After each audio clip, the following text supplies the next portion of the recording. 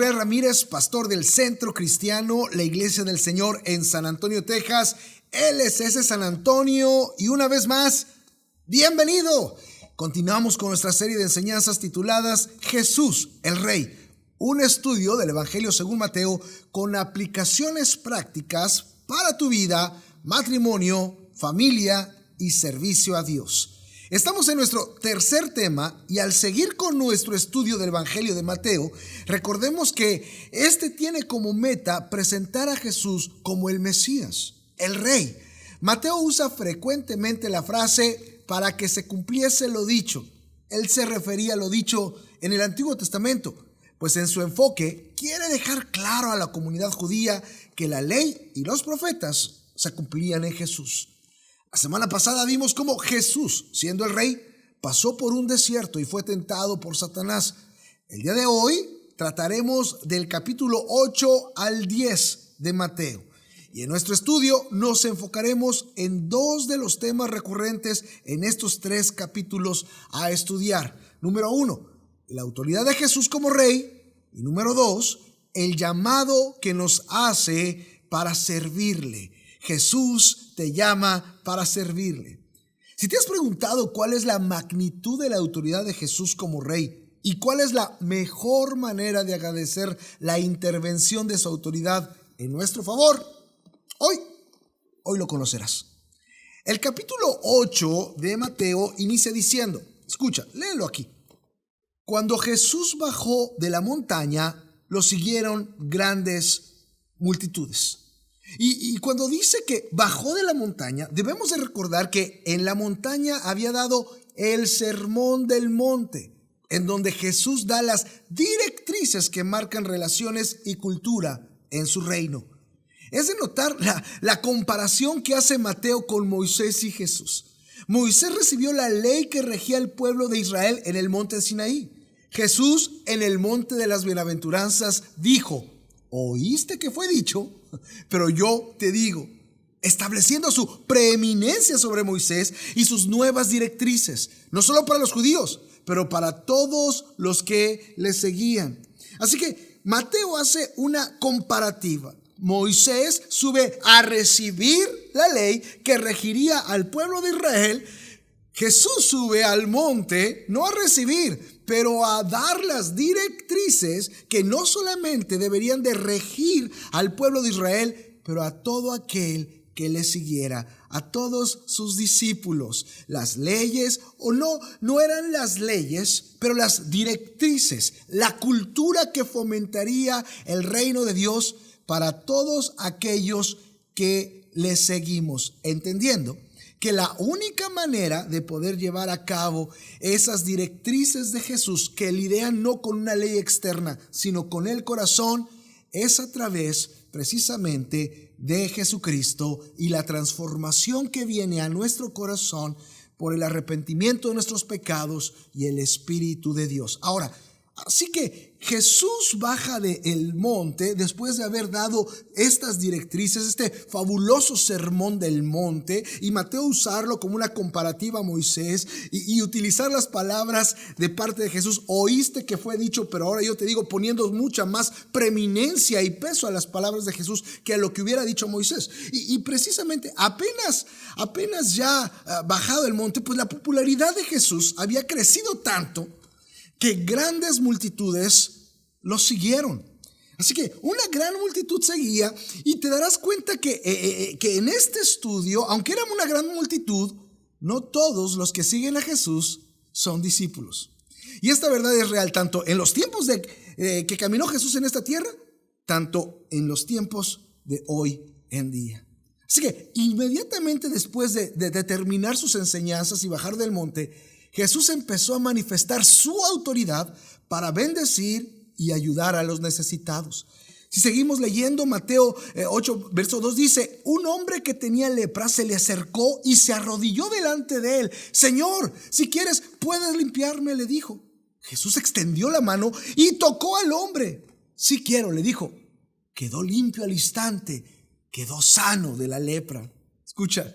Seguramente la multitud que le seguía a Jesús retrocedió súbitamente al ver al leproso acercarse. Jesús no solo no retrocede, pero ante la petición de sanidad del leproso, Jesús lo tocó. Esto solo acto es asombroso. Jesús no tenía temor a infectarse y Jesús no solo daría sanidad física al tocarlo, pero precisamente cuando lo toca, sana el alma del leproso. Es maravilloso. Es muy interesante ver precisamente lo que va ocurriendo en todo el Evangelio según Mateo, en específico capítulo 8, 9 y 10 que estamos tratando. Después de dar una enseñanza, Jesús pone en práctica, hay una manifestación sobrenatural del reino de Dios. Habla del reino y se manifiesta el reino. Y aquí no era la excepción. Puso directrices del reino, de cultura del reino en el Sermón del Monte. Baja, la gente se le agolpa, aunque no todos los que le seguían eran discípulos.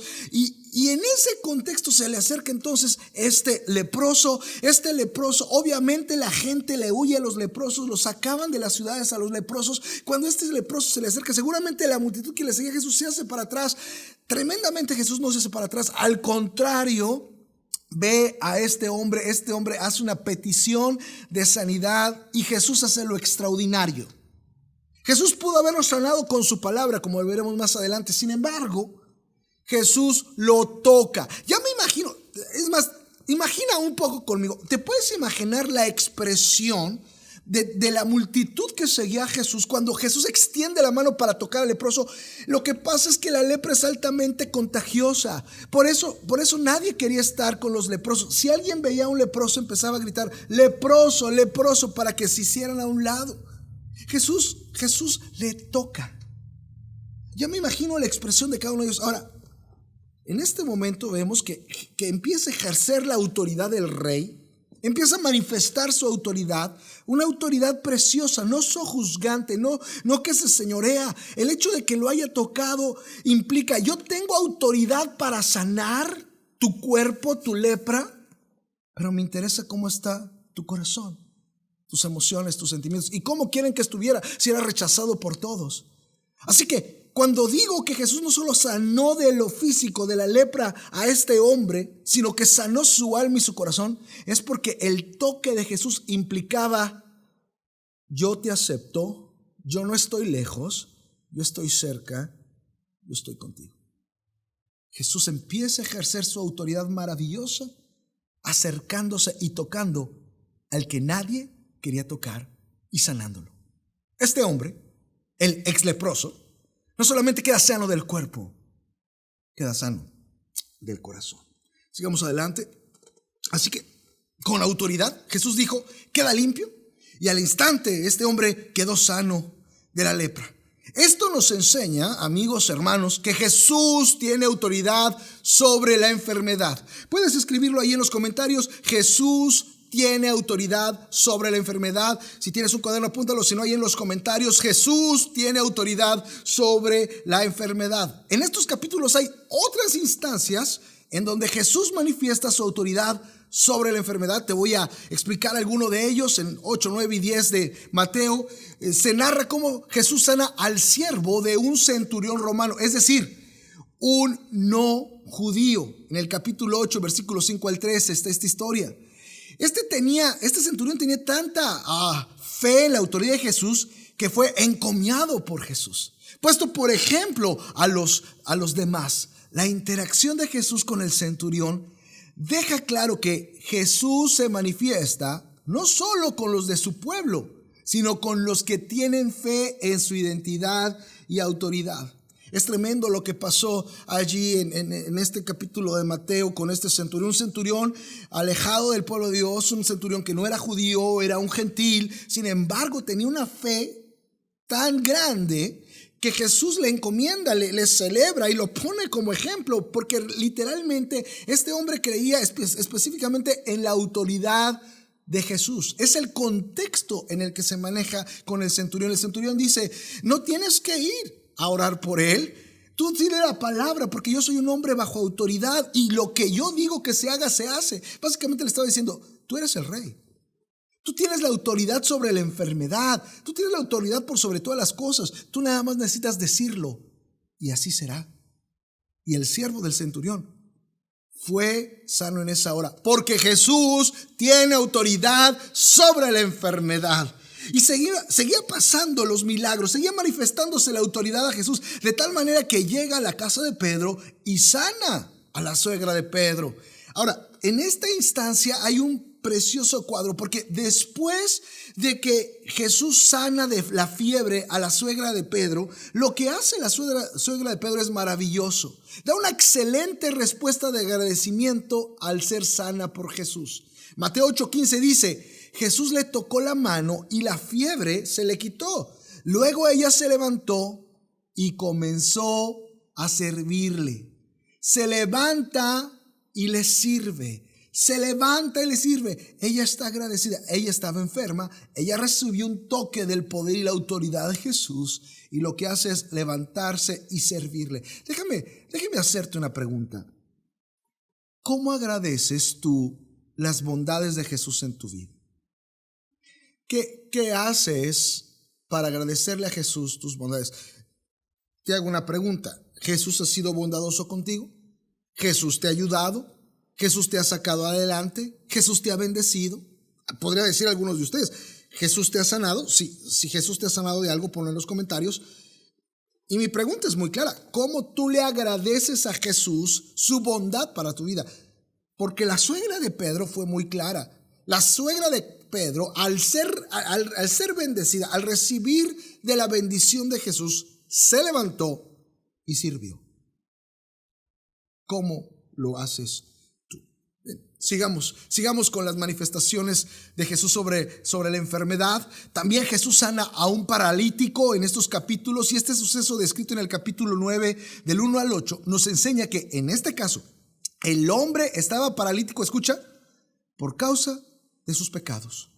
Jesús, al sanarlo, no solo muestra que tiene autoridad para sanar, pero tiene autoridad para perdonar pecados. Escucha, el pecado puede producir enfermedad. Jesús perdona tus pecados y te trae sanidad. Es tremendo. Y no solamente eso, Jesús resucita a la hija del líder de una sinagoga, mostrando que Jesús no solo tiene autoridad sobre la enfermedad, pero escucha, Jesús tiene autoridad sobre la muerte. Y seguimos leyendo los sucesos de la autoridad de Jesús sobre la enfermedad y la muerte. Una mujer con 12 años de enfermedad tenía la certeza que si tan solo tocaba el manto de Jesús, sería sana. ¿Y sabes qué? Así lo fue. La certeza, escucha, esto es importante. La certeza que tengas no solo en lo que Jesús puede hacer, pero en lo que estás convencido que hará, abrirá la puerta a los milagros. Esta mujer no quería saber si Jesús quería sanarla. Estaba segura que si tocaba el monte sería sana. Esa era su fe, y Jesús supo de esa fe, entendió esa fe y bendijo a esta mujer. Esto a mí me llama muchísimo la atención. En este cuadro que nos maneja Mateo aquí, de la instancia de la mujer con flujo de sangre que por 12 años había estado enferma, porque no se acerca a Jesús diciéndole: ¿me podrías sanar? ¿Es tu voluntad sanarme? Sino que su convicción era de que si lo toco, quedo sana. Y esto me llama mucho la atención, porque obviamente Dios es soberano, te soy bien claro, Dios es soberano, y Dios muchas veces hasta puede usar las circunstancias de enfermedad para atraernos más a Él, para enseñarnos alguna cosa, y dicho sea de paso, en algunos casos Él va a actuar de diferentes maneras en diferentes personas. Sin embargo, escucha, había una convicción en esta mujer que no se da en otras personas. Y la convicción no era de que si Jesús quería sanarla. La convicción era de que si tocaba a Jesús, ella iba a quedar sana. No tenía que ver con si Jesús quería, tenía que ver con quién era Jesús y la autoridad que tenía Jesús. Y como para ella Jesús era el rey y tenía la autoridad, entonces ella iba a quedar sana. Y así lo fue. Y quiero que seamos sensibles al Espíritu de Dios, porque muchas veces el Espíritu de Dios nos va a llevar a pedir de la manera adecuada. Y en ocasiones el Espíritu de Dios nos va a poner la fe necesaria para decir: Dios no quiere que le pida si es su voluntad. Dios quiere que haga algo y estoy convencido que Él me va a respaldar porque sé que esto es de Dios.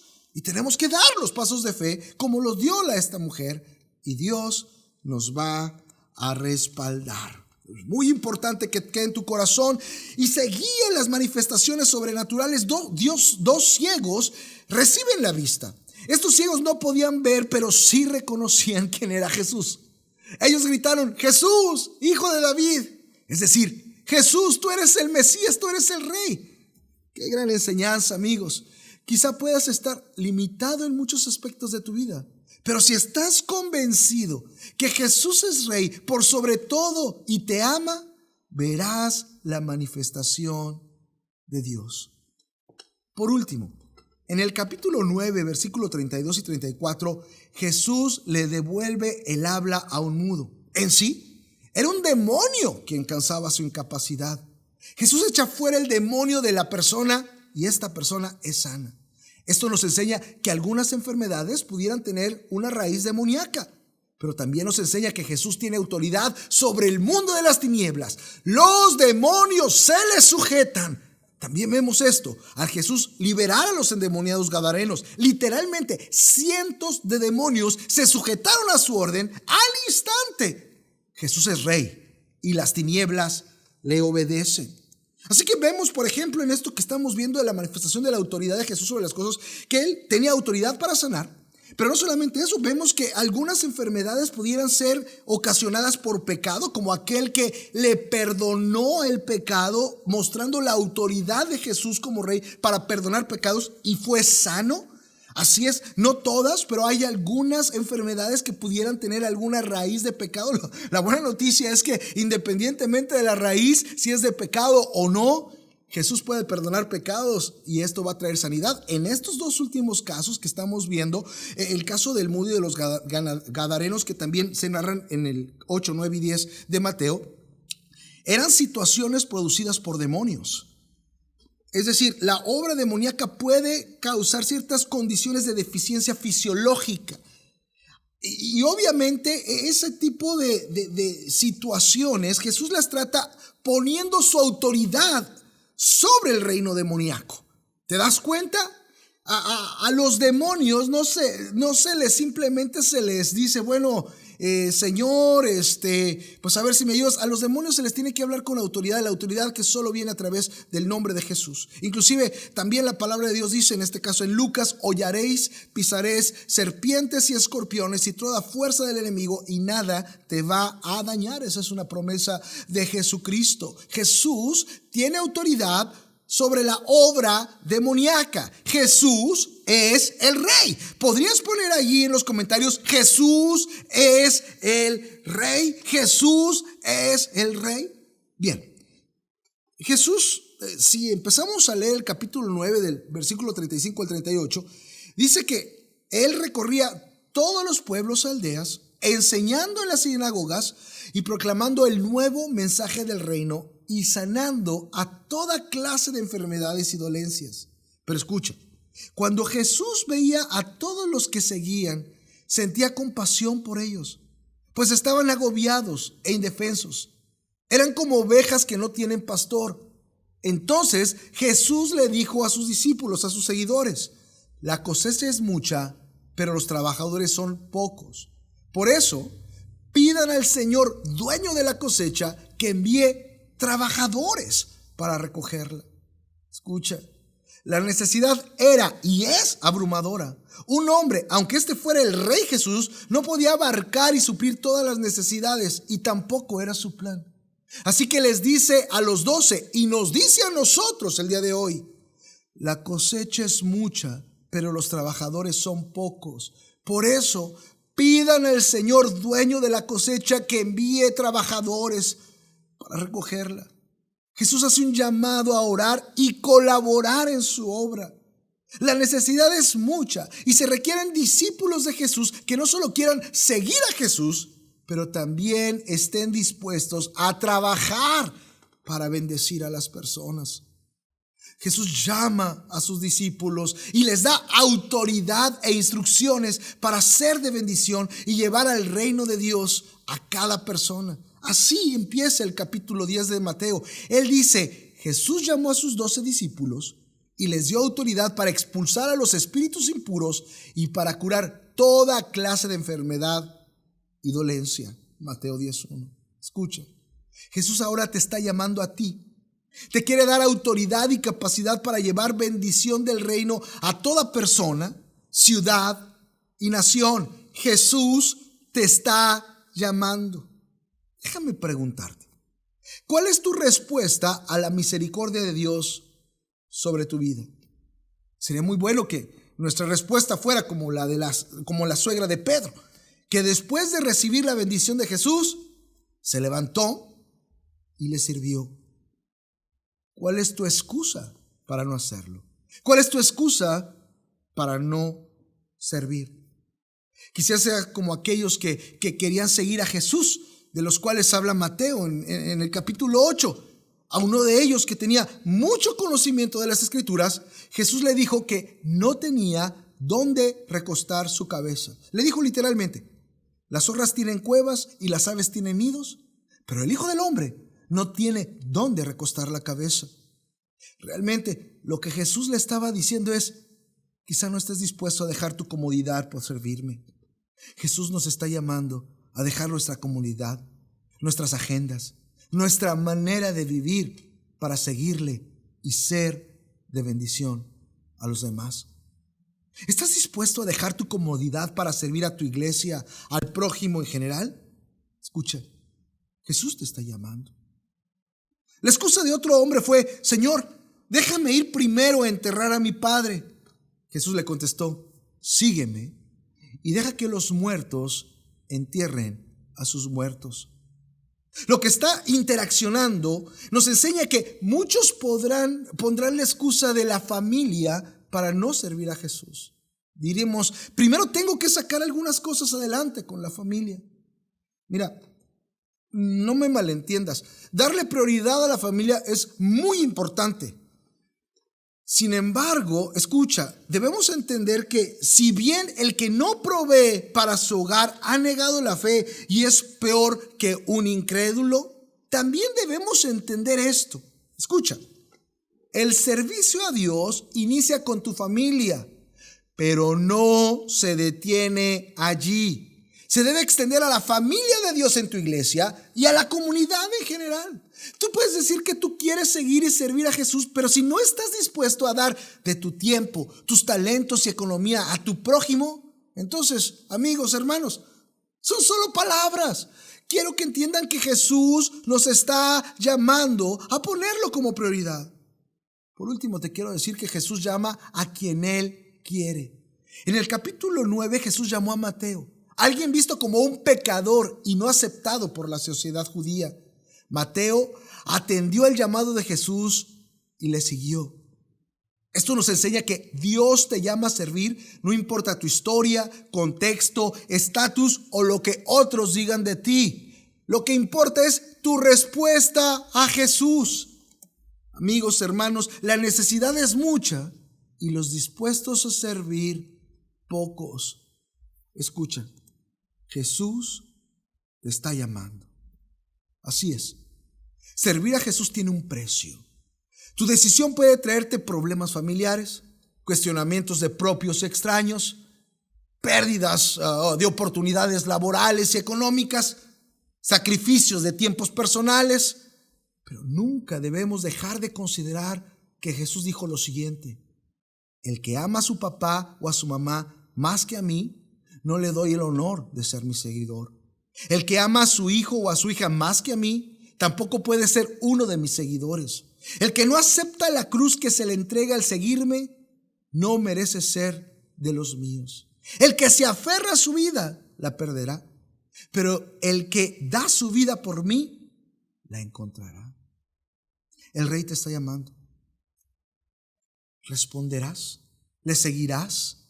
¿Le servirás? Porque si lo haces, Él te promete esto: todos los que dejaron casas, hermanos, hermanas, papá, mamá, hijos o tierra por mí o por mi causa, recibirán 100 veces más y heredarán la vida eterna.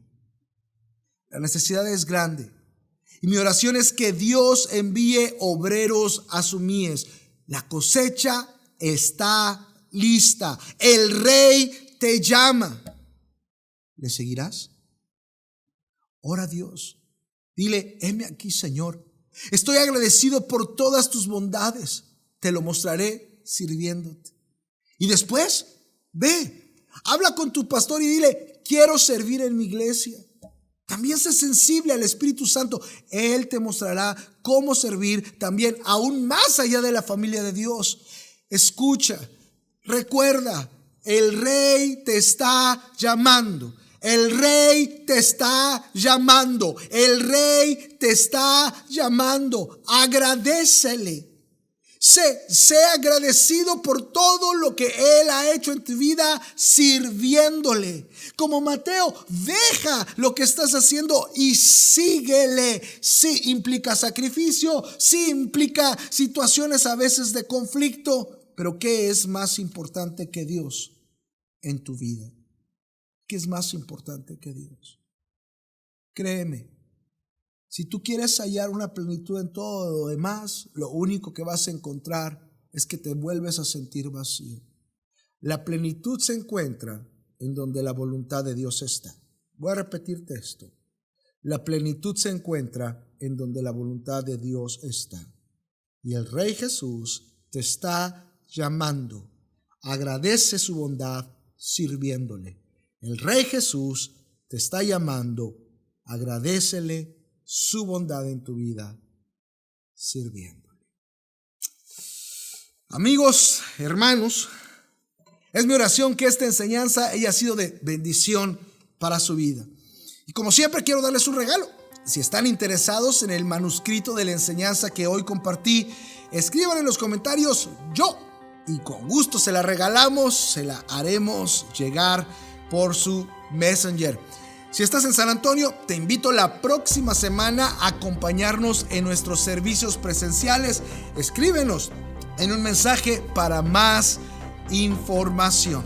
Amigos, familia LSC, les pido que en este momento compartan este mensaje. Sé que al hacerlo, ustedes también se convierten en bendición para familiares y amigos. Compartan el mensaje. Yo soy el pastor Israel Ramírez y este es el Centro Cristiano, la Iglesia del Señor en San Antonio, Texas. En este momento, dale like, suscríbete y recuerda, Jesús es Rey. Dios te bendiga.